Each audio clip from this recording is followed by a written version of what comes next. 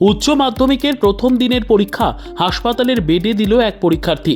সোমবার পর্যাপ্ত নিরাপত্তায় ইটাহার গ্রামীণ হাসপাতালে ছাত্রীর পরীক্ষার ব্যবস্থা করে প্রশাসন। অসুস্থ পরীক্ষার্থীর নাম মমতা খাতুন। সে মারনাই উচ্চ বিদ্যালয়ের ছাত্রী। এই বছর তার সিট পড়েছিল ইটাহার উচ্চ বিদ্যালয়ে। সোমবার ছিল বাংলা পরীক্ষা। স্কুল কর্তৃপক্ষ প্রশাসন সূত্রে জানা গিয়েছে, মমতা এদিন জ্বর ও দুর্বলতা নিয়ে পরীক্ষা শুরুর প্রায় 3 ঘন্টা আগে ইটাহার গ্রামীণ হাসপাতালে ভর্তি হয়।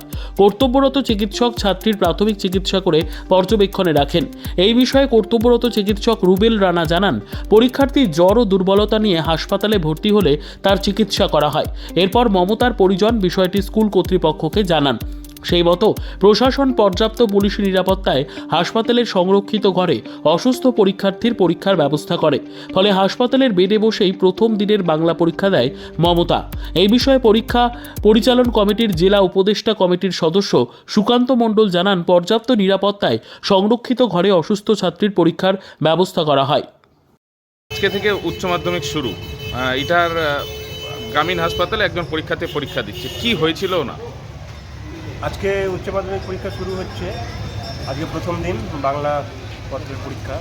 মারনাই শরৎচন্দ্র উচ্চ বিদ্যালয়ের একজন ছাত্রী অসুস্থ ছিল, আমাদেরকে জানিয়েছে। আমরা জেলা থেকে ইটাহার গ্রামীণ হাসপাতালে আলাদা ঘরে পরীক্ষার ব্যবস্থা আমরা করলাম। এখন পরীক্ষা শুরু হয়েছে, কোশ্চেন বিতরণ করেছে, সুষ্ঠুভাবেই পরীক্ষা দিচ্ছে। কোন স্কুলের ছাত্রী, কোথায় পরীক্ষার সিট ছিল?